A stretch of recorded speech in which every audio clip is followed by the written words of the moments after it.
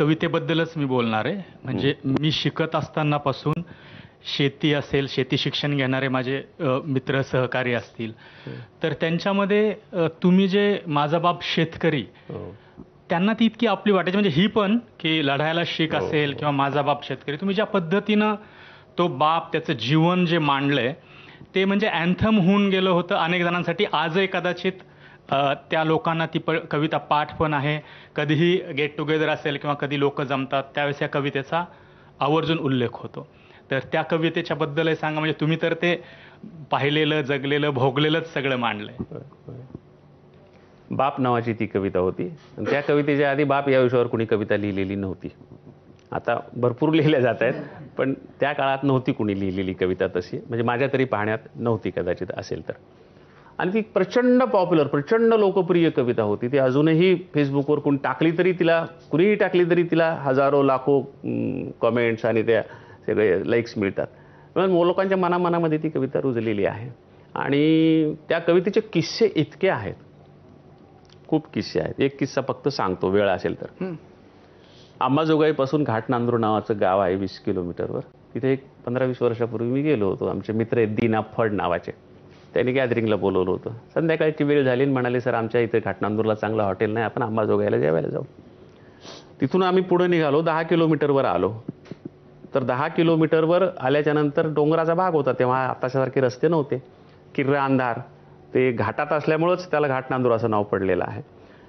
तर त्या अंधारातून आम्हाला आवाज ऐकू येऊ लागला. शेतामध्ये माझी खोपतीला बोराटीची झापं, तिथं राबतो कष्ट. म्हटलं सर तुम्ही मोबाईलमध्ये टेप केली का? कारण नेमकेच मोबाईल तेव्हा आले होते. ते म्हणले सर नाही. म्हटलं आवाज कुठून येतोय? ते म्हणले बाहेरून यायला. म्हटलं किर्रा अंधारामध्ये भर डोंगरातून रात्रीच्या वेळी माझ्या कवितेचा आवाज. महाराष्ट्रातल्या मुलांना तर आवडायली, पण भूतांना पण आवडायली का काय? म्हटलं कविता इथं भूताशिवाय कोण म्हणणार आहे?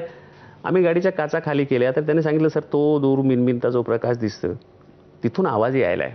म्हटलं ती लाईट दिसत नाही. म्हणजे तिथं लाईट नाही. म्हटलं गाव आहे का? म्हणाले आदिवासी लोकांचा तांडा आहे. बॅटरीच्या माईकवर कोणीतरी म्हणते ही कविता. म्हटलं कोण म्हणाले वा? म्हणजे नाही माहीत. म्हटलं गाडी जाते का तिथपर्यंत? म्हणले जाती. मग आम्ही ती गाडी घेऊन गेलो. तर मला जे दृश्य दिसलं तिथं, ते माझ्या अंगावर रोमांच उभं करणारं, कवी म्हणून आयुष्याचं सार्थक वाटणारं दृश्य होतं. आदिवासी नवरदेव नवरींचा विवाह समारंभ सुरू होता.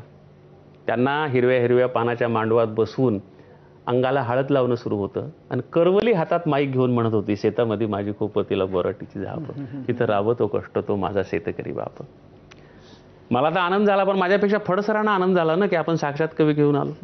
ती कविता म्हणणं झाल्यावर पुरीला बोलवलं त्याने. म्हणले बाळा फार चांगली कविता म्हटलीस तू, तुला या कवितेचे कवी माहीत आहेत का?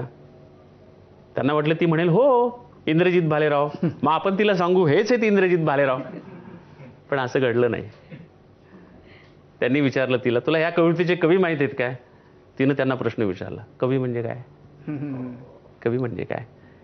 ते म्हणाले तू 5वीला आहेस ना, तुझ्या पुस्तकात ही कविता अभ्यासाला आहे? ती म्हणाली नाही, मी 3रीच्या वर्गात आहे. ते म्हणजे तुला ही कविता कशी काय पाठ? तर ती म्हणे माझी ताई 5वीला असताना शेतामध्ये शेळ्या म्हशी राखताना आम्ही नाचू नाचू ही कविता म्हणायचो. तर तिची ऐकून ऐकून मला पाठ झाली आणि माझा गळा चांगला असल्यामुळं आता मीच ती कविता म्हणत असते. फडसरांना म्हटलं आता तिला पुढचे काही प्रश्न विचारू नका.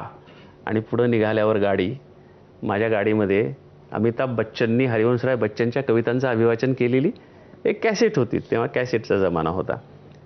त्याच्यामधली एक कविता मी त्यांना ऐकवली. म्हटलं सर मी किती भाग्यवान आहे ते हे हरिवंशराय बच्चनची कविता ऐकून तुमच्या लक्षात येईल. ते काय आहे तर त्या कवितेचा आशय असा होता की मला लोक फार मोठा कवी म्हणतात, मला अमुक अमुक पुरस्कार मिळाला, या देशाचा पंतप्रधान माझा वर्गमित्र आहे वगैरे वगैरे. मला खूप लोक मोठा कवी म्हणतात, पण मी स्वतःला मोठा कवी समजत नाही.